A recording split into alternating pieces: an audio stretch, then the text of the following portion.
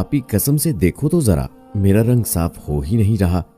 खुद देखो कैसी गोरी चिट्टी हो गई हो। आप ही यार अपनी क्रीम दो ना मुझे लगाने के लिए। उर्वा मनाहिल की तरफ देखकर बोली, मनाहिल पता नहीं कहां से इतनी कंजूस हमारे घर पैदा हो गई हो। तुमने मेरा कंडीशनर भी खत्म कर दिया है चोरी चोरी लगाकर। बस मेरी चीजों के दुश्मन हो, कभी अपना भी कुछ ले लिया करो। मनाहिल मुस्कुराने लगी। आप ही कसम से क्या है, बस क्रीम क्या मांग ली, इतनी बातें सुना दी हैं आगे से। रखो पास अपना सब कुछ, मैं मर जाऊंगी, अब तुमसे कुछ नहीं मांगूंगी। उर्वा गुस्से से बोली, ठीक है, शुक्र करूंगी कुछ ना मांगो मुझसे तो। कुछ टाइम गुजरा, उर्वा आइसक्रीम खा रही थी। मनाहिल देखने लगी, फिर पास आई। आप ही यार मिस यू। उर्वा ने इग्नोर कर दिया। मनाहिल आइसक्रीम की तरफ देखते हुए बोली, आप ही आप तो मेरी जान हो, आपसे बात किए बिना मैं उदास हो जाती हूं। उर्वा मनाहिल की आंखों में देखकर बोली, हो ही ना जाओ उदास। मनाहिल प्यार से बोली, यार वाली मुझे भी दो ना आइसक्रीम। उर्वा मनाहिल की आंखों में देखकर बोली, याद करो कुछ टाइम पहले कह रही थी मर जाऊंगी, लेकिन कुछ मांगोगी नहीं। मनाहिल मासूम सा मुंह बनाकर, आप ही मैं ऐसे ही बेशर्म सी, चलो अब दो ना आइसक्रीम। उर्वा हंसने लगी, मनाहिल कोई हाल नहीं तुम्हारा। उर्वा की शादी थी कुछ दिन बाद। घर में खुशियों का समा था। इतने में बाबा आए, बहुत थके हुए से लग रहे थे। मनाहिल बाबा के पास गई। बाबा जान शॉपिंग के लिए जाना था, कुछ जरूरी सामान लेकर आना है। बाबा ने लंबी सांस ली, मेरी बच्ची अपनी माँ के साथ चली जाओ, मैंने अभी बैंक जाना है, 2-4 काम और भी।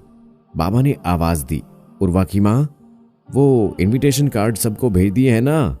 बाबा अकेले ही सारे काम देख रहे थे। उर्वा और मनाहिल बस 2 ही बहनें थी, भाई कोई नहीं था, इसलिए सारी जिम्मेदारी बाबा ही निभा रहे थे।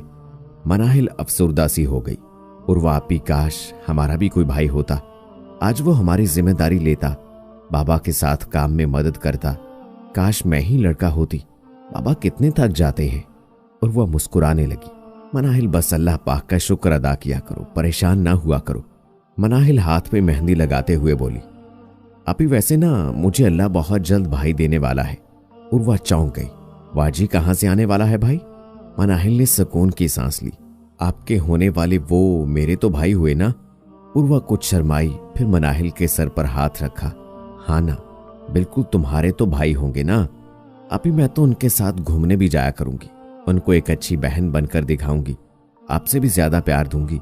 उर्वा की आंखों में आंसू आ गए। मनाहिल भाई के लिए तड़पती हो ना, काश हमारा कोई भाई होता। मनाहिल की आंख भर आई, आप ही अब आपके शौहर होंगे ना मेरे भाई। इतने में मां कमरे में आई, या खुदाया क्या कर रही हो तुम दोनों, पार्लर कब जाना है तुम दोनों ने। मनाहिल शरारत करते हुए बोली, वैसे अम्मी आप भी चली साथ, आपको भी मेकअप करवा कर लाते हैं। मां डांट कर बोली, सारी जिंदगी ऐसे ही गुजार दी, अब इस उम्र में ये उल्टे काम करूं मैं, जा उठ और पार्लर चली जाओ। कल मेहंदी थी, घर की साफ सफाई का काम खत्म हो गया था। उर्वा कमरे में लेटी हुई थी, दानिश का फोन सुन रही थी। दानिश उर्वा का होने वाला शौहर था। मनाहिल पास आकर बैठ गई, हाय आपी भाई को तंग कर रही हो क्या। उर्वा मनाहिल की तरफ देखकर बोली, मनाहिल की बच्ची जाओ अपने कमरे में। मनाहिल ने मोबाइल छीन लिया, मैं भी अपने भाई से बात करूंगी। दानिश भाई कैसे हो। दानिश प्यार से बोला, मैं बिल्कुल ठीक हूं, मेरी साली साहिबा कैसी हैं।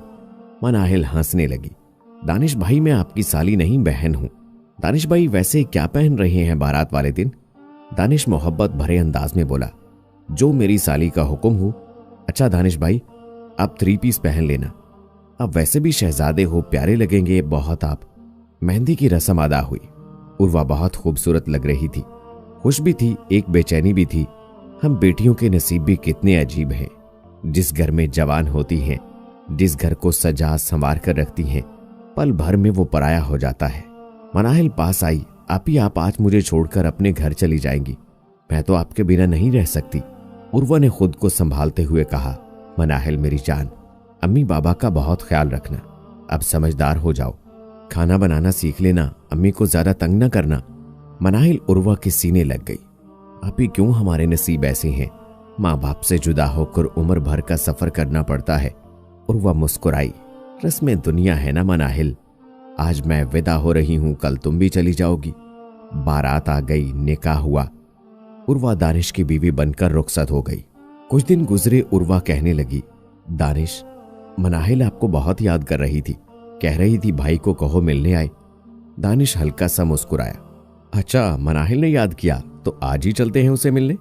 उर्वा तुम फिर जल्दी से रेडी हो जाओ, मैं बाजार से जाकर आता हूं, फिर चलते हैं मनाहिल के पास। उर्वा जल्दी से रेडी हुई, मनाहिल को फोन किया। मनाहिल क्या कर रही हो? मनाहिल सोई हुई थी। कुछ नहीं, आप ही सोई हुई थी। अच्छा, मैं और तुम्हारा भाई आ रहे हैं। मनाहिल खुशी से चिल्लाने लगी। सच्ची आप ही? मनाहिल ने कॉल बंद की। बाबा बाजार गए हुए थे। बाबा को कॉल की। बाबा जान, बाजार से कुछ स्पेशल लेते आना, मेरा भाई आ रहा है आज। माँ देखकर मुस्कुराई। कितनी खुश होती है दानिश का नाम सुनकर, पागल सी मेरी बच्ची। दानिश का पसंदीदा आलू कीमा बना रही थी। इतने में दरवाजे पे दस्तक हुई। मनाहिल ने दौड़ते हुए जाकर दरवाजा खोला। सामने उर्वा और दानिश थे। उर्वा से मिली, फिर दानिश से हाथ मिलाया। भाई दानिश, आप भी ना बहुत बेवफा है। आज पूरे 2 महीने के बाद आए हैं आप। दानिश मुस्कुराने लगा। लो जी, आपने कभी बुलाया ही नहीं तो मैं कैसे आता। दानिश मनाहिल के चेहरे की जानिब देखने लगा। मनाहिल आज बहुत बहुत खूबसूरत लग रही थी। बड़ी पलकें, प्यारे से होंठ, मुस्कुराए तो जैसे जुगनू सजदे में हो। मनाहिल ने पानी दिया, पास बैठ गई। दानिश भाई, उर्वा आप ये आपको तंग तो नहीं करती ना? दानिश ने आहिस्ता से कहा। बिल्कुल भी नहीं, उर्वा तो बहुत अच्छी है। माँ ने सर पे हाथ फेरा। मेरे बच्चे कैसे हो? मनाहिल दानिश के पास बैठी हुई थी। माँ ने मनाहिल से कहा, जाओ देखो खाना तैयार हुआ या नहीं। मनाहिल उर्वा से कहने लगी, आप ही जाओ, आप देखो ना जाकर, मुझे अपने भाई से बहुत सी बातें करनी है। उर्वा खा जाने वाली नजरों से देखकर बोली, मनाहिल की बच्ची, तेरा भाई यही है ना, करती रहना बातें। दानिश के पास बैठी थी। भाई दानिश, आपके लिए मैंने स्पेशल आलू कीमा बनाया। शाम हो गई। घर के पास ही एक पार्क था। मनाहिल कहने लगी, भाई पार्क चलें घूमने। अम्मी ने मना भी किया लेकिन मनाहिल जिद करती रही। उर्वा भी साथ। मनाहिल ने पिंक फ्रॉक पहनी थी जो बहुत खूबसूरत लग रही थी। दानिश मनाहिल को देखने लगा, सोच में गुम हो गया। यार मनाहिल कितनी प्यारी है, मैंने मनाहिल से क्यों शादी नहीं की।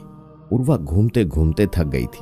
कहने लगी, जाओ अब तुम दोनों घूम फिर आओ, मैं तो थक गई हूं। जब दिल भर जाए तो आ जाना, मैं यहीं बैठी हूं।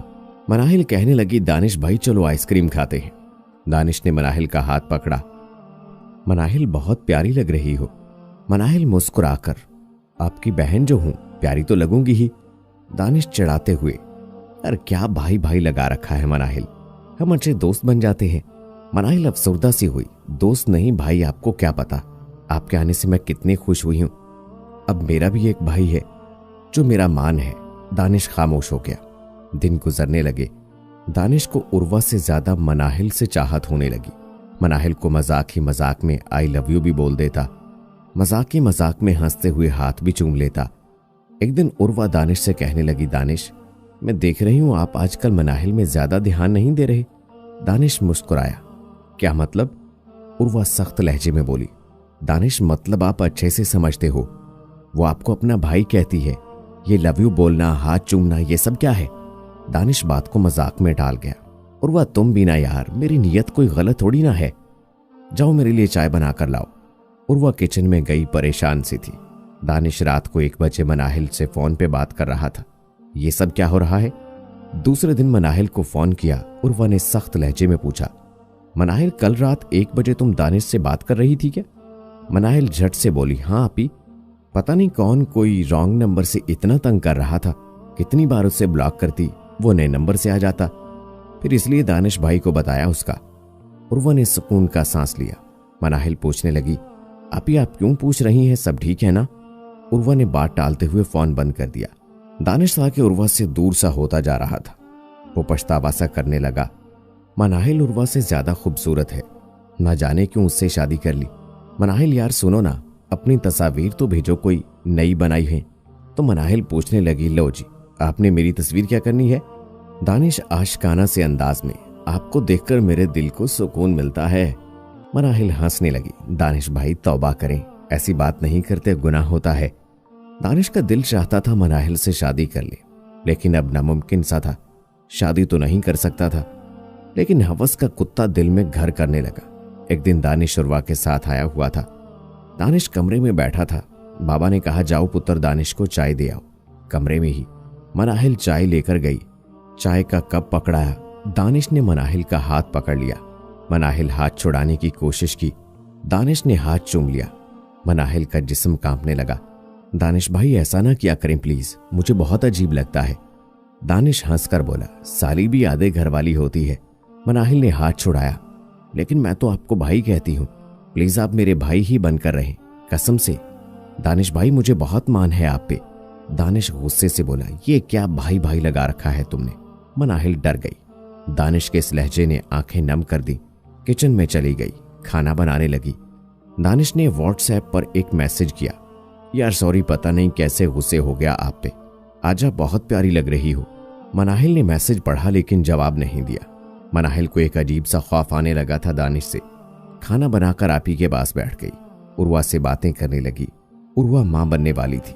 मनाहिल प्यार से बोली, मैं बहुत जल्द अब खाला बनने वाली हूं। इतने में दानिश भी आ गया। मनाहिल की तरफ देखकर बोला, आइसक्रीम खाने चलें क्या। मां भी पास बैठी हुई थी। मनाहिल ने इनकार कर दिया। मां प्यार से बोली, वैसे तो कहती रहती हो भाई आएगा तो ऐसा करूंगी वैसा करूंगी, जाओ ना, अब वो कह रहा है। तो उर्वा भी कहने लगी, मेरे लिए भी लेकर आना। मनाहिल ना चाहते हुए दानिश के साथ चली गई। दानिश प्यार से पूछने लगा, नाराज हो क्या मुझसे। मनाहिल ने डरते हुए जवाब दिया, नहीं भाई। फिर मैं जब कमरे में बुला रहा था तो क्यों नहीं आई। भाई अब पता नहीं कैसी कैसी बातें करते हैं। दानिश हंसने लगा, यार तो क्या हो गया है, कसम से सच बताओ। मुझे अब लगता है उर्वा से नहीं, मुझे तुमसे शादी करनी चाहिए थी। यार तुम बहुत प्यारी हो, तुम्हारी आंखें क्या बताऊं, मुझे तो कुछ कुछ होने लगता है। मनाहिल दिल ही दिल में अल्लाह को याद करने लगी, अल्लाह मेरी हिफाजत करना, अल्लाह मेरी मदद करना। आइसक्रीम खाते हुए दानिश कभी हाथ पकड़ता, कभी कोई फहाश बात कर देता। बाबा घर आए, पूछा, भाई मनाहिल कहाँ है। माँ ने बताया अपने भाई के साथ आइसक्रीम खाने गई है। बाबा मुस्कुराए, अल्लाह सलामत रखे, दानिश बहुत अच्छा लड़का है, सगे बेटों से बढ़कर हमारा ख्याल रखता है। मनाहिल का तो लाडला सा भाई है। वापस आए। मनाहिल काफी खौफजदा थी, झूठी मुस्कुराने लगी। अब किसी से क्या कहती जिसे वो भाई कहती है, वो इसके बारे क्या ख्यालात रखता है। मनाहिल अब दानिश से दूर होने लगी। दानिश कॉल करता तो मनाहिल कोई रिस्पॉन्स ना देती, न किसी मैसेज का जवाब देती। दानिश को मनाहिल का यूं इग्नोर करना बहुत बुरा लगा। उर्वा से झगड़ने लगा, तेरी बहन मुझसे बात नहीं करती, वो मुझे इग्नोर करती है, उसकी इतनी हिम्मत। उर्वा समझाने लगी, दानिश क्या हो गया आपको, वो कुछ परेशान सी है, न जाने क्यों, कुछ बताती भी नहीं। दानिश मेरी सेहत पहले ही ठीक नहीं है, मुझे न तंग किया करो। दानिश मुस्कुराने लगा, तो मेरी जान मनाहिल को ले आओ ना कुछ दिन के लिए, वो घर के काम काज कर लिया करेगी। उर्वा ने हाँ में सर हिलाया, आप सही कह रहे हैं, बाबा से कहूंगी कल मनाहिल को छोड़ जाएं। उर्वा ने अम्मी को कॉल की, अम्मी मेरी तबीयत अब ठीक नहीं है तो मनाहिल को कुछ दिन मेरे पास छोड़ जाएं। अम्मी ने कहा, ठीक है मेरी बेटी, कल तेरे बाबा छोड़ जाएंगे। मनाहिल को जब पता चला खामोश हो गई। दिल नहीं चाह रहा था जाने को, लेकिन वजह क्या बताती, इनकार की। चली गई। उदास सी थी। रात को दानिश घर आया। मनाहिल खाना बना रही थी। सलाम किया, हाय मैं सदके, मेरी जान आ गई मेरे पास। मनाहिल नजर झुकाकर बोली, भाई कैसे हैं आप। दानिश हंसने लगा, भाई वाला लफ्ज भूल जाओ, अब क्या बना रही हो। करीब हुआ। मनाहिल के जिस्म को छूते हुए बोला, मनाहिल आज मजा आ जाएगा खाना खाने में, तुम्हारे हाथों का बना खाना। इतने में उर्वा किचन में आई। दानिश आप कब आए। दानिश हमदर्दी जताते हुए, मेरी जान तुम क्यों आई हो यहाँ, कुछ चाहिए था तो मनाहिल को आवाज दे देती। उर्वा प्यार से बोली, बस अब आपकी बहन जो आ गई है। उर्वा को डॉक्टर ने मुकम्मल बेड रेस्ट का बोला था, इसलिए सारे काम घर के मनाहिल ही करती। दानिश के लिए नाश्ता बनाना, उसके कपड़े धोना, प्रेस करना, सब कुछ मनाहिल करती। दानिश आशिकाना से अंदाज में बोला, मनाहिल दिल चाहता है अब उर्वा को तलाक दे दूं और तुमसे निकाह कर लूं। मनाहिल प्यार से बोली, दानिश प्लीज मेरे साथ ऐसी बातें ना किया करे। रात के 2 बज रहे थे। मनाहिल सोई हुई थी। दानिश मनाहिल के पास आया, मनाहिल को हाथ लगाया।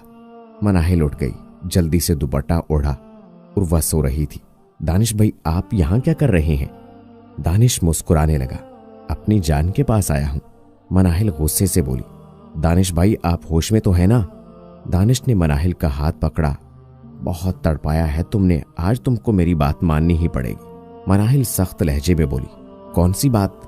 दानिश चेहरे को चूमने लगा। मनाहिल ने धक्का दिया, शर्म आनी चाहिए आपको, मैं आपको भाई कहती हूं। दानिश गुस्से से बोला, कौन भाई, कहां का भाई, तुम मेरी साली हो बस, और बहन भाई सिर्फ वही होते हैं जो सगे हों। बाकी सब ड्रामे हैं। मनाहिल ने उर्वा को आवाज दी। उर्वा जैसे बेहोश थी।